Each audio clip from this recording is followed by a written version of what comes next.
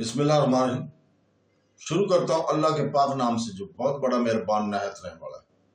دوستوں، بہنوں، بھائیوں، بزرگوں، السلام علیکم ورحمۃ اللہ وبرکاتہ۔ تاریخ اسلام میں سلطان رکن الدین بیبرس کی داستان جاری ہے اور آج اس کی 56 نمبر قسط ہے جو آپ کے سامنے ہم بیان کر رہے ہیں۔ تو دوستوں، متی الدین تیسرے دن کی رات کی تاریکی میں چپکے سے اٹھا اور خیمے سے نکل کر دبے قدموں استبل کی طرف بڑھ گیا تھا۔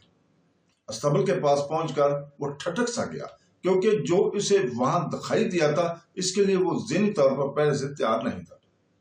وہاں سردار مانجھی خان پہلے ہی سے 2 افراد کے ساتھ موجود تھا۔ متی الدین کے ماتھے پر پریشانی کی شکنیں نمودار ہونے لگی تھی کیونکہ اس کا ارادہ وہاں سے گھوڑا چرا کر فرار ہونے کا تھا۔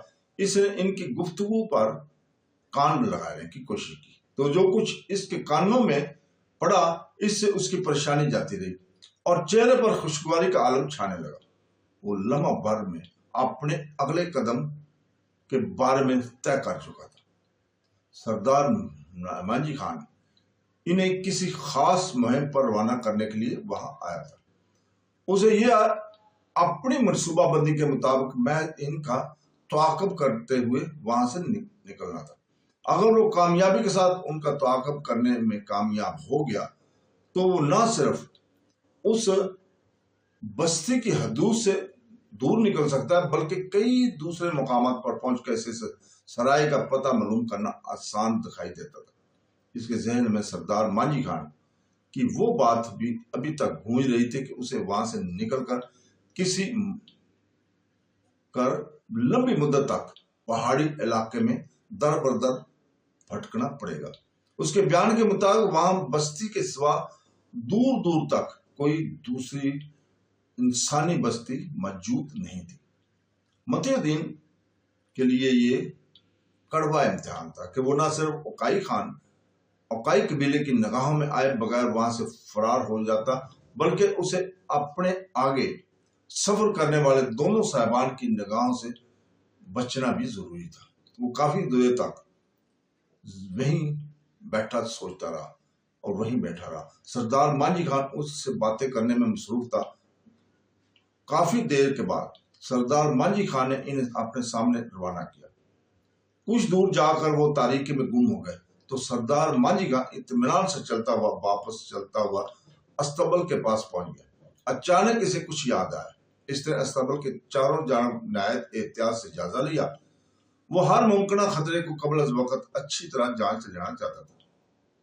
اسے اگر کسی بات کا قلق تھا تو وہ ہتھیار کی عدم موجودگی تھی۔ اگر اس کے پاس تلوار ہوتی تو شاید اس کی ہمت بڑھ جاتی۔ خالی ہاتھوں کے ساتھ وہ اپنے دفاع کرنے سے بھی معذور تھا۔ کافی دیر تک وہ یوں ہی استبل کے گرد نواح کا جائزہ لینے میں مصروف رہا۔ جب ہر طرف سے تسلی ہوگی تو اس نے ایک سیاہ گھوڑے کا انتخاب کیا۔ گھوڑے کی باگیں تھام کر اس نے آہستگی کے ساتھ ایک جانب بڑھنا شروع کر دیا۔ وہ پوری طرح چوکنا تھا۔ وہ ایک ہاتھ سے باگیں تھامے ہوئے تھا اور دوسرے ہاتھ سے مسلسل اس کی گردن سلا رہا تھا۔ اسے یہ خوف بھی لاحق تھا کہ کہیں گھوڑا اسے اجنبی جان کر بے وقت ہنانے نہ لگے۔ تقدیر اس کے ساتھ تھی اور وہ پوری طرح گھوڑا اس کے قابو میں تھا اور اس کو وہ خرید کے ساتھ بستی سے باہر نکل آیا۔ اندھیری رات میں اسے کچھ سجائی نہیں دے رہا تھا، البتہ کہیں دور سے گھوڑوں کے ٹاپوں کی آوازوں کے کانوں تک پہنچ رہی تھی۔ یہ یقیناً وہی گھڑ سوار تھے جو کچھ دیر پہلے وہاں سے روانہ ہوئے تھے۔